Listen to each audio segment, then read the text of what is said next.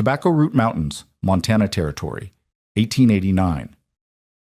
While 23 established miners raced to complete their 12 by 14-foot log cabins before winter, Jack Thornton arrived on November 8th, exactly 47 days after the last sensible prospector had finished chinkling his walls. The community's verdict was swift and merciless. Jim Morrison, 3-year veteran, called it suicide. "Any damn fool knows you need 4 walls and a roof." But Thornton had something the others didn't. 3 years of learning from Lakota and Blackfoot engineers who'd survived Montana winters for centuries. Instead of felling trees for walls, he began digging into the root system of a massive spruce. 8 feet long, 6 feet wide, 4.5 feet deep. The miners called him a fool. They called it a grave. They couldn't believe any man would choose a hole in the ground over proper shelter. Then December arrived with 8 straight days between 20 and 35 degrees below zero.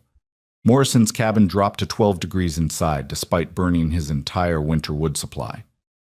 Webb's chinking failed completely, cold air pouring through gaps faster than his fire could warm the space. Sanderson abandoned sleep, tending flames every 2 hours to keep his cabin above freezing.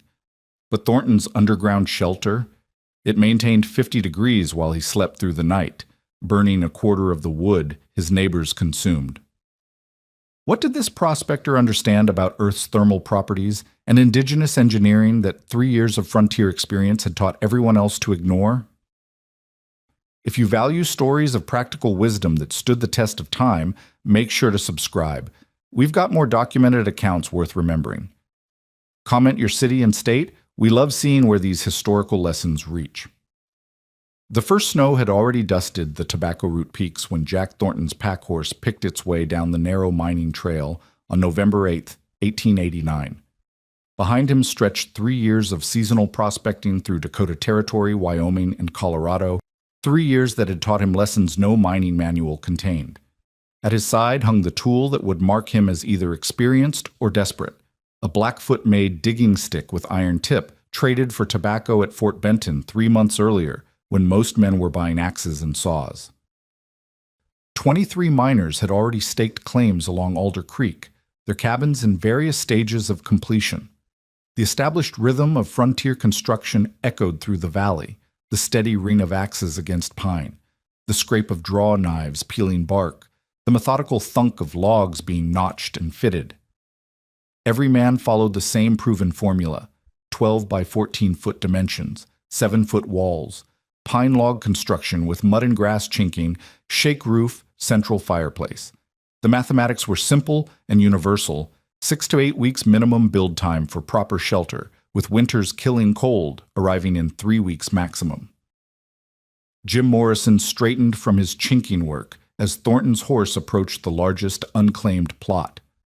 Morrison had spent 3 seasons in Montana Territory, had built 4 conventional log cabins using techniques learned from Norwegian and German immigrant miners who understood mountain winters. His current cabin represented accumulated frontier wisdom: thick walls, tight chinking, maximum interior volume for wood storage and living space.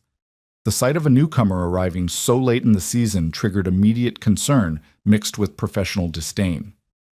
"Any damn fool knows you need 4 walls and a roof," Morrison called across the claim boundary. "Ground will freeze you dead in 2 nights."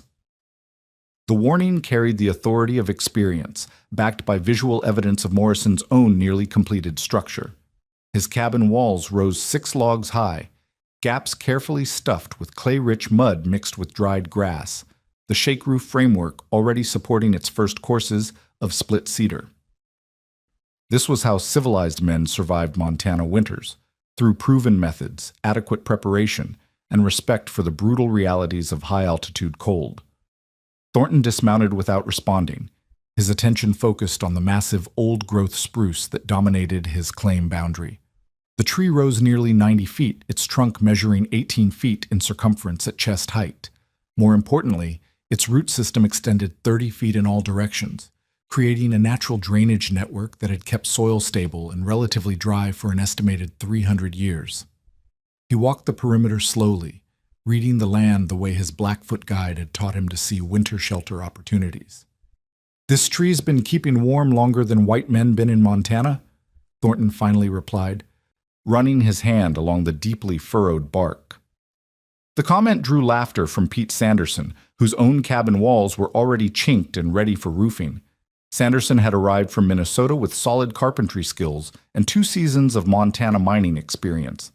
His construction followed textbook frontier specifications, conventional log and chinking methods that maximized interior space while maintaining structural integrity against snow loads. Even Indians used tippies, not holes in the ground, called Charlie Webb from his work site 200 yards downstream. Webb was finishing his second Montana winter, having survived his first in shared quarters with more experienced miners. His current cabin represented everything he'd learned about extreme cold weather construction, thick walls, central fireplace, adequate ventilation to prevent dangerous carbon monoxide buildup. The idea of any alternative to proven cabin design struck him as dangerous inexperience. But Thornton had spent the previous winter in a Dakota Territory earth lodge, sharing quarters with a Lakota family when his conventional shelter failed during a February blizzard. The experience had taught him that indigenous engineering represented centuries of tested solutions rather than primitive methods. Underground construction worked with natural systems, Earth's stable temperature below the frost line, thermal mass of living wood, snow's insulation properties, rather than fighting environmental conditions through brute force and constant fuel consumption. The technical divide was fundamental.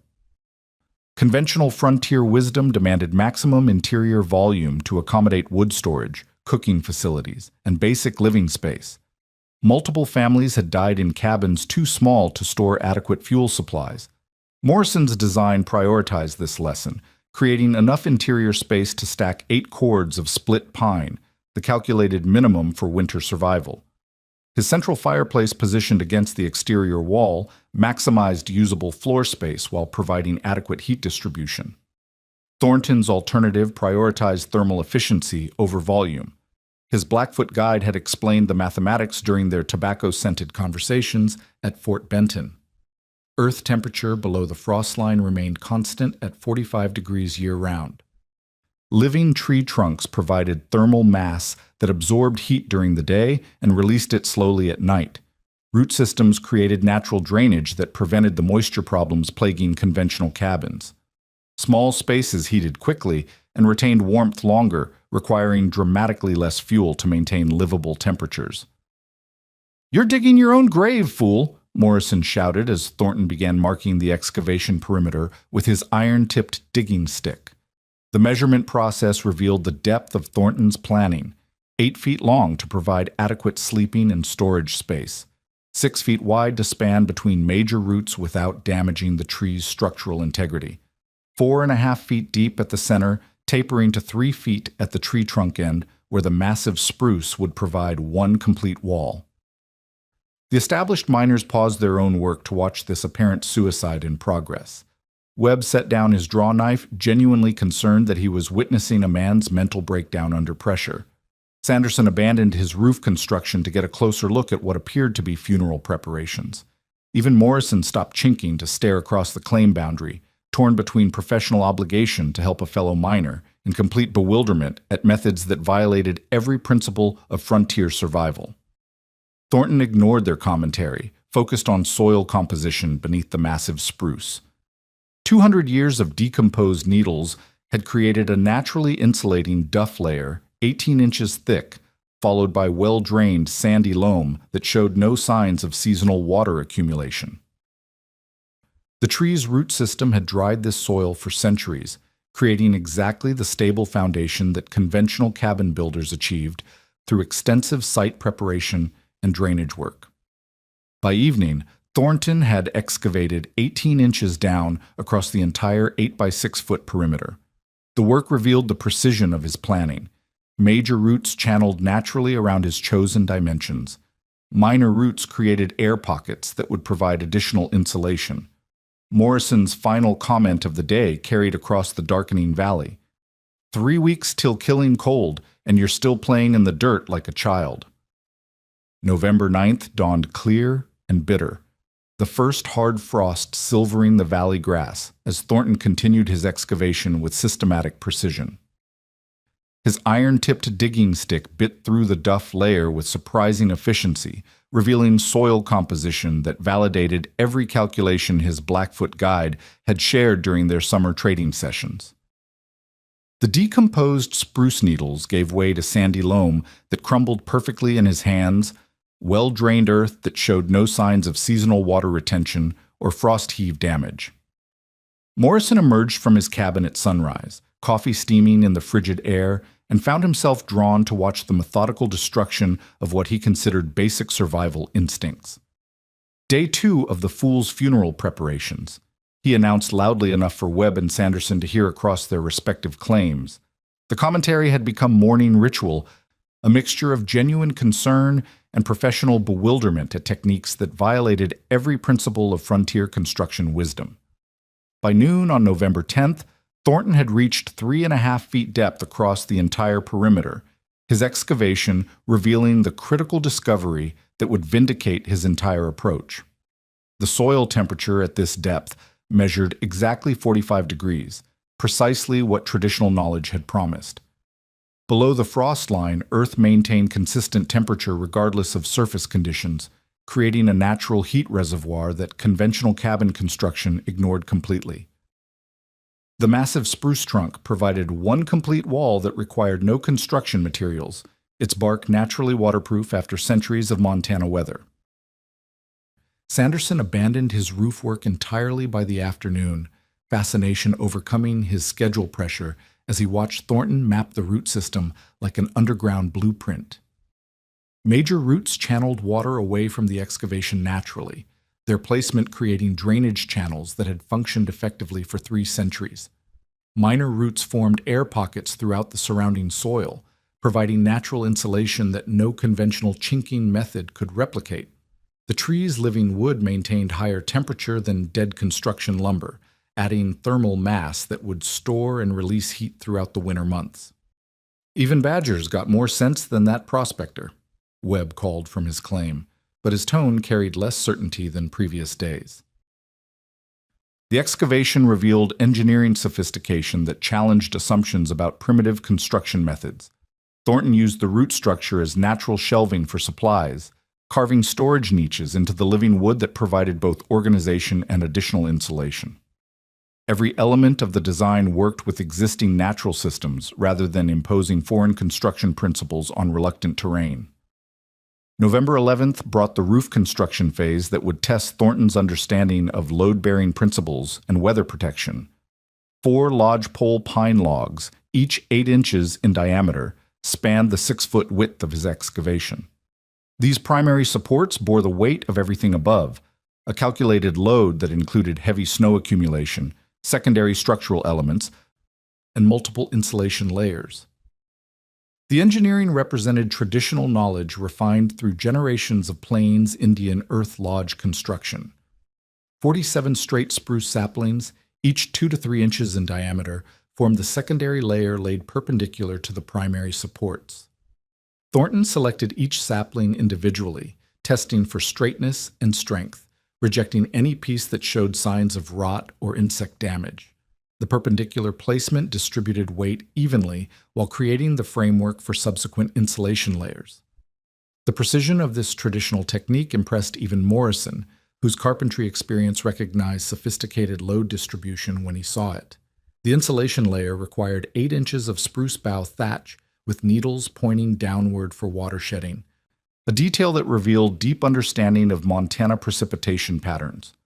Thornton spent an entire day cutting and positioning boughs, creating overlapping patterns that would channel moisture away from the interior while maintaining maximum insulation value.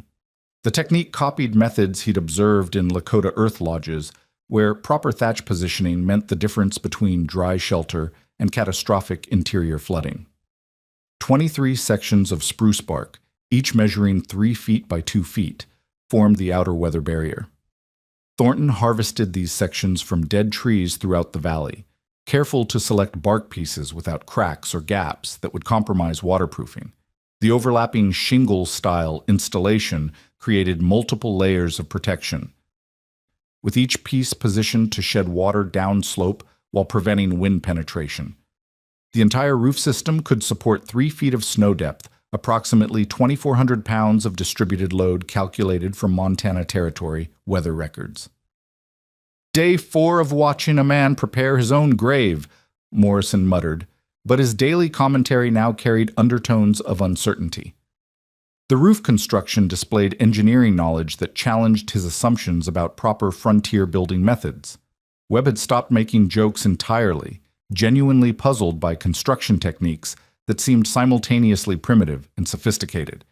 Sanderson openly admitted confusion, telling Morrison that the roof system showed better understanding of load distribution than some conventional cabin designs he'd seen fail under snow loads. The entrance design revealed the most sophisticated element of Thornton's thermal engineering. A 4-foot tunnel angled upward from the main chamber to surface level, creating an airlock effect that would prevent heat loss while allowing access. Cold air would settle in the tunnel depression, while warm air remained stratified in the main living space, a principle of physics that conventional cabin construction fought against rather than utilizing.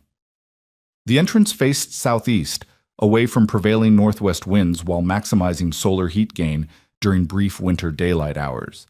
Interior layout reflected months of planning refined by practical experience. The sleeping area occupied an 18-inch raised platform cut directly into the root mass, providing natural insulation below and behind the occupant. The fire pit consisted of a small, shallow depression lined with creek stones designed for maximum heat efficiency rather than impressive flames. Every cubic foot of space served multiple functions: storage, insulation, structural support, and thermal management working together as an integrated system. November 12th brought completion of the basic structure as the first snowflakes began drifting across the valley. A 4-inch diameter ventilation hole through the roof structure, offset from center to prevent downdrafts, would allow smoke escape while minimizing heat loss.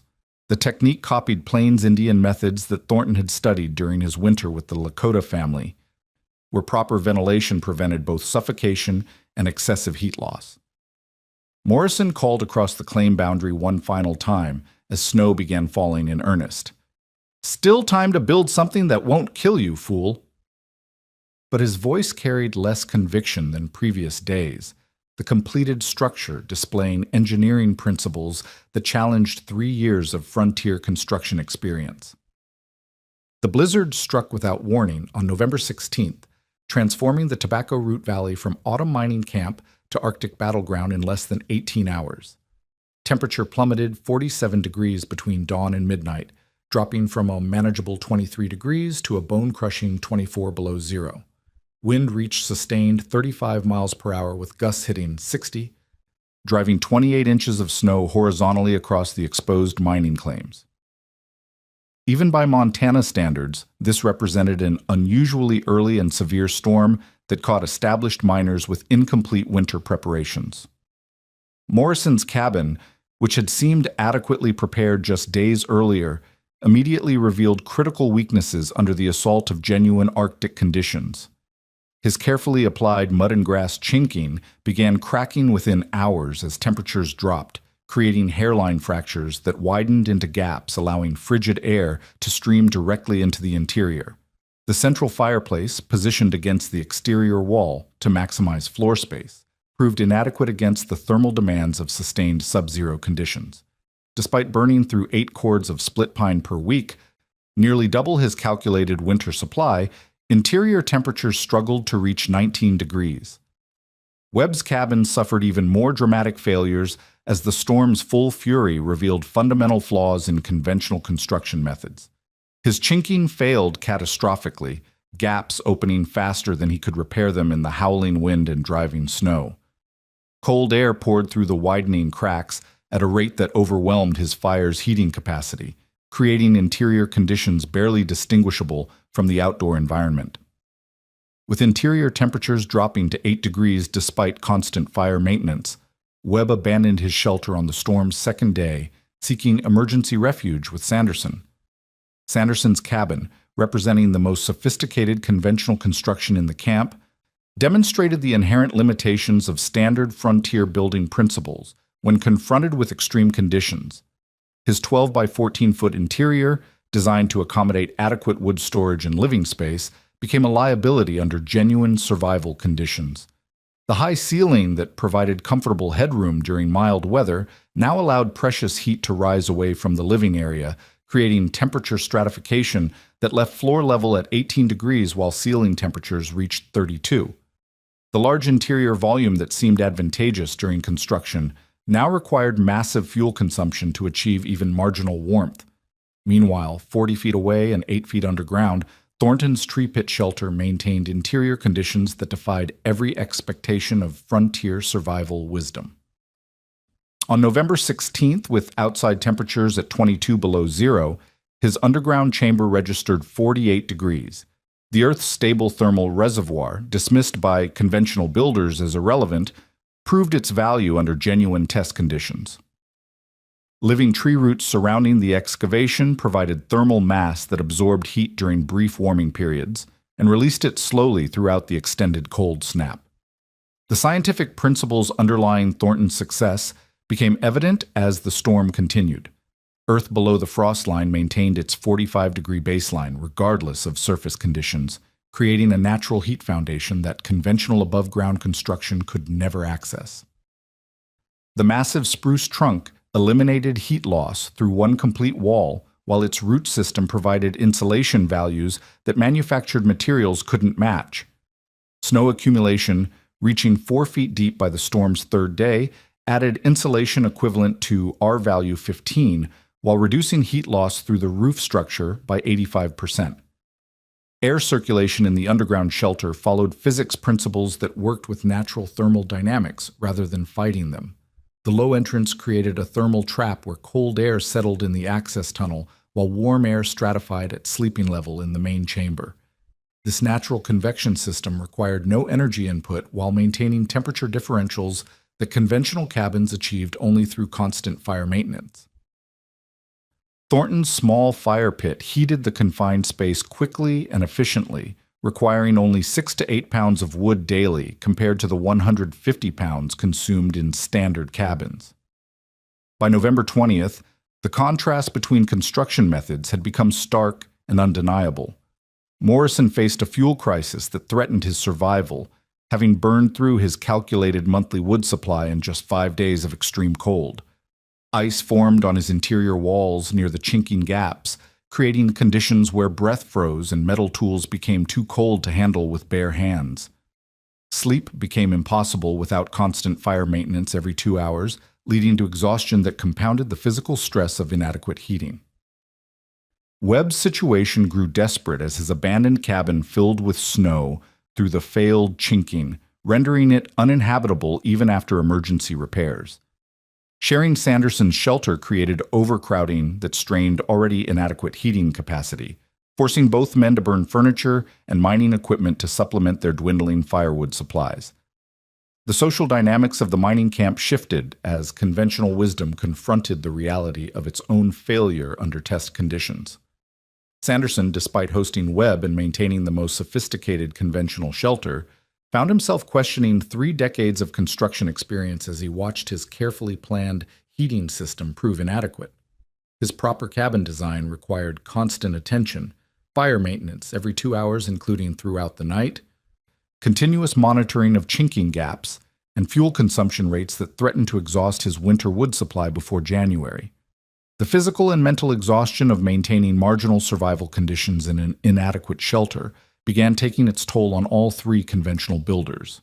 Thornton's routine, by contrast, demonstrated the efficiency of working with natural systems rather than against them. He tended his small fire twice daily, morning and evening, burning only carefully selected dry wood that heated his confined space quickly and thoroughly. Sleep came naturally in 48-degree comfort without waking to stoke flames or shiver through inadequate heating. The dry interior allowed him to continue productive work, sharpening tools, repairing equipment, planning spring mining operations, while his neighbors struggled simply to maintain survival-level warmth. On November 28th, as the extended cold snap entered its second week, Pete Sanderson approached Thornton's barely visible entrance. Exhaustion from sleep deprivation and constant fire tending had worn down his resistance to asking the question that challenged everything he thought he knew about frontier survival. "How warm you staying in there, Jack?" he called down the entrance tunnel, his voice carrying the weight of a man reconsidering fundamental assumptions about winter shelter. "Warm enough to work on my tools without gloves," came Thornton's reply from the 51-degree interior. Outside temperature measured 18 below zero. December arrived with conditions that would test every survival system to its absolute limits. The barometric pressure began dropping on December 10th, bringing the kind of Arctic air mass that veteran Montana miners recognized as potentially lethal. By December 12th, temperatures had plunged to 28 below zero and continued falling. What followed would become known in territorial weather records as the coldest sustained period in the Tobacco Root Mountains since 1864, an 8-day siege of killing cold that pushed frontier survival methods beyond their design parameters. The Morrison brothers' crisis deepened with terrifying speed as their fuel calculations proved catastrophically inadequate. Jim Morrison had based his wood requirements on previous winter experiences, calculating that 15 cords would provide adequate heating through March. Instead, his cabin's heat loss through failed chinking and inadequate insulation created fuel demands that consumed his entire winter supply by December 15th. Interior temperatures dropped to 12 degrees despite burning furniture, mining equipment, and even floorboards torn up in desperation. The arithmetic of survival had turned against him. Each degree of warmth now cost exponentially more fuel than his supply could sustain. Jim Morrison's physical deterioration became evident as frostbite developed on his toes from sleeping in 15-degree conditions. The injury represented more than immediate discomfort. Frostbitten extremities in December meant potential gangrene and death before spring medical assistance became available. His brother Tom, sharing the inadequate shelter, showed early signs of hypothermia, confused thinking, slurred speech, and the dangerous drowsiness that preceded unconsciousness. The conventional cabin that had seemed adequate during construction now functioned as little more than a windbreak. Webb's situation had evolved from shelter failure to complete abandonment. His original cabin, with its compromised chinking and damaged roof structure, filled entirely with snow during the December storms.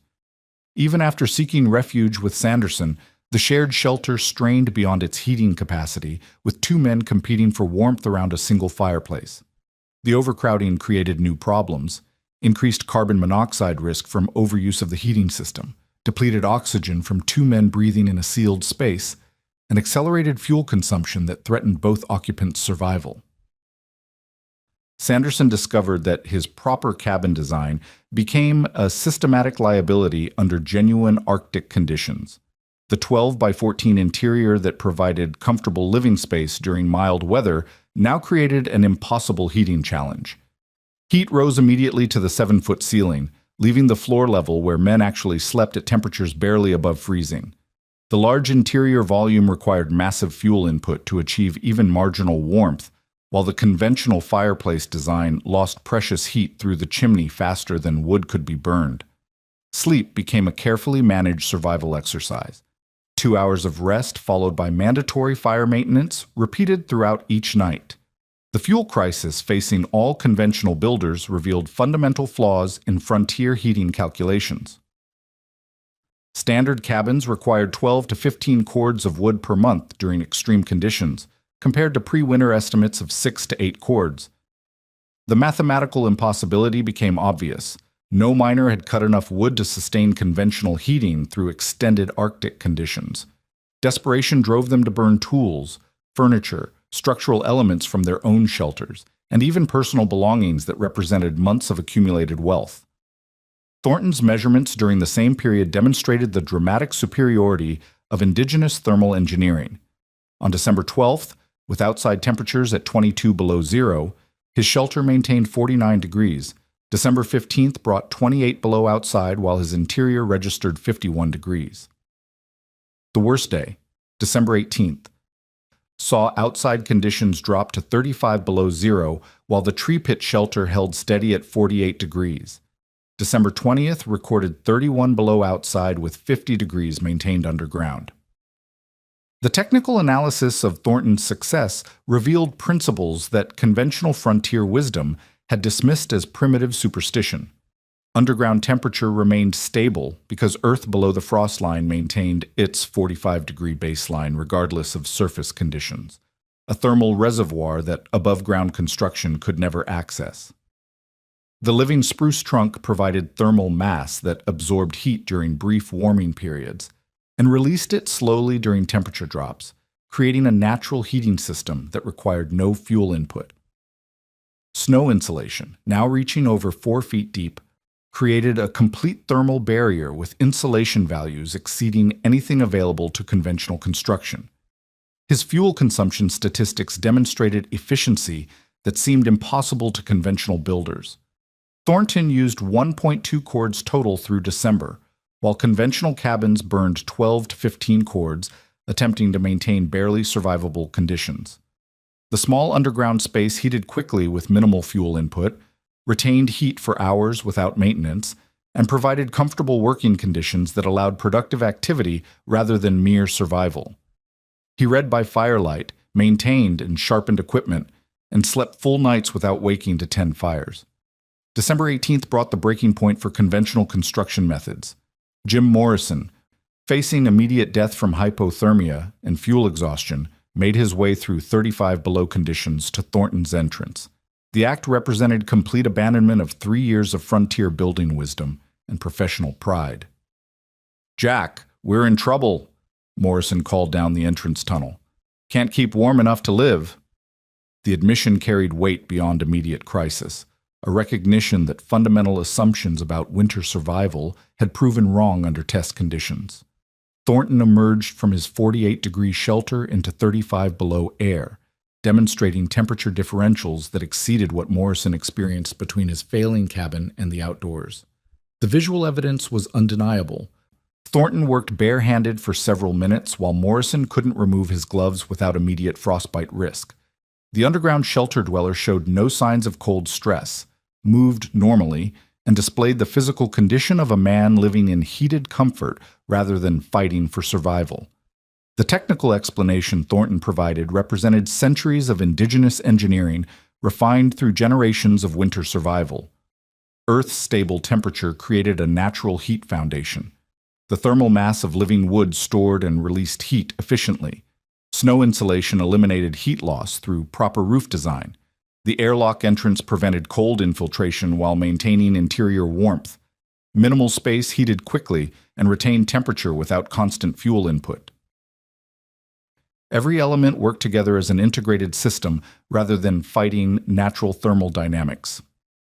December 19th brought the community's formal surrender to methods they had mocked just weeks earlier. Sanderson requested permission to excavate a second tree pit near Thornton's successful design. Webb asked to share the existing shelter until he could construct proper underground quarters. Morrison, his pride finally overcome by the reality of imminent death, openly admitted his error. "Thought you were digging a grave. Turns out you were the only one building something that works." The transformation represented more than individual survival decisions. 3 experienced miners, representing decades of accumulated frontier building knowledge, had confronted the absolute failure of conventional methods under test conditions.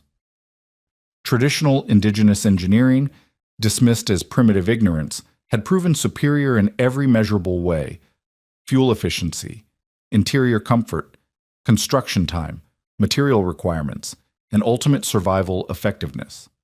Spring melt in March of 1890 revealed the winter's true accounting in stark, measurable terms that left no room for debate about competing survival methods. Thornton emerged from his tree pit shelter having gained 7 pounds during the brutal months. His physical condition actually improved by a winter of adequate rest and nutrition in comfortable temperatures. The conventional cabin dwellers presented a different story entirely. Morrison had lost 26 pounds, Webb 21, and Sanderson 19, their bodies showing the cumulative effects of months spent fighting inadequate heating systems and chronic sleep deprivation. The fuel consumption statistics told an equally dramatic story. Thornton had burned 4.2 cords of wood through the entire winter season, while the conventional cabins had consumed between 18 and 24 cords each in their desperate attempts to maintain survivable temperatures.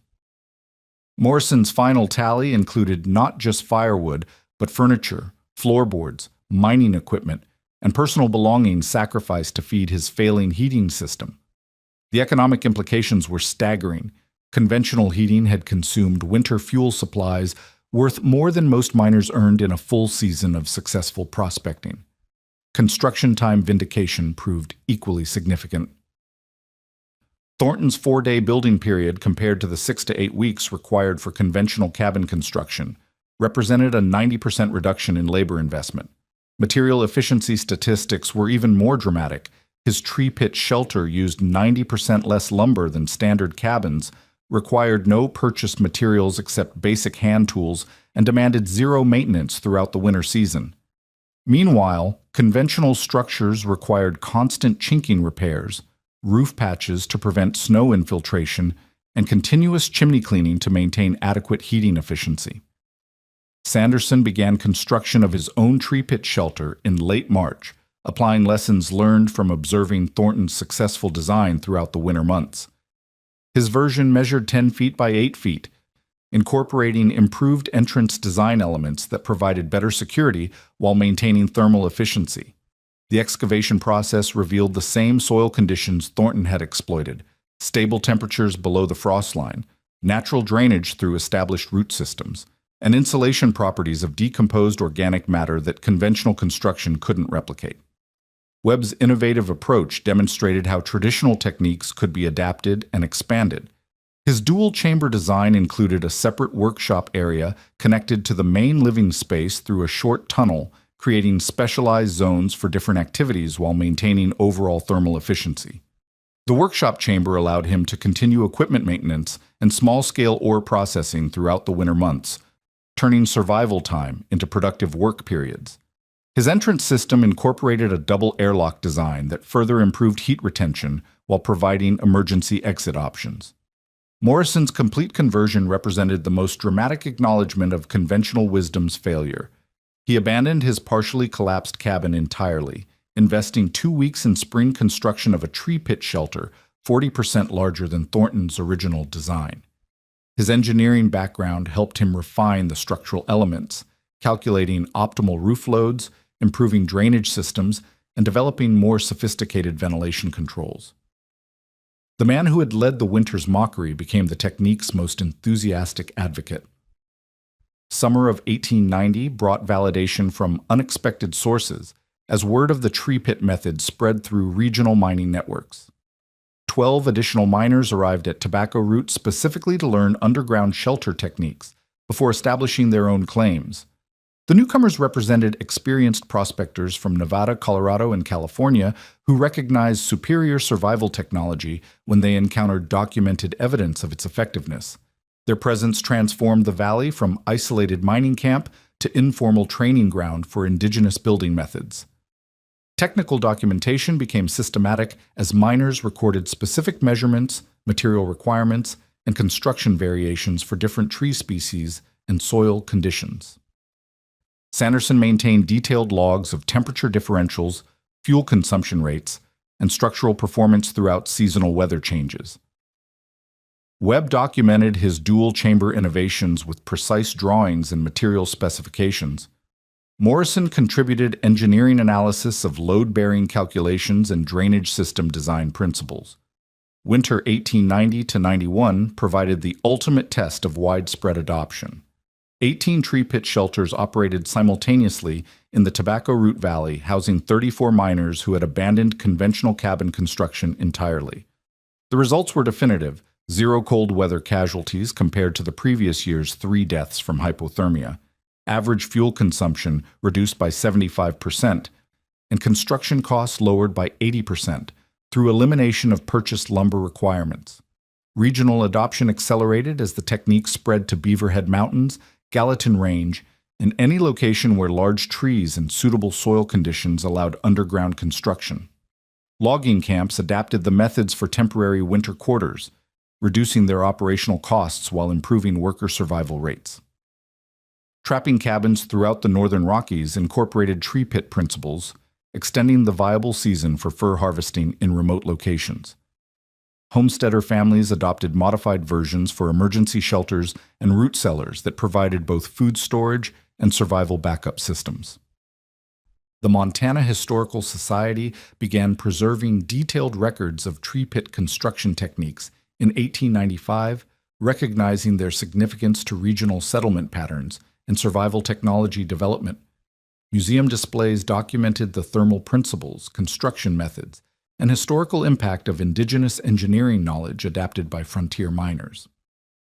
Modern archaeological studies conducted in the 1960s confirmed the superior thermal efficiency of abandoned mining camp tree pit sites compared to conventional cabin foundations.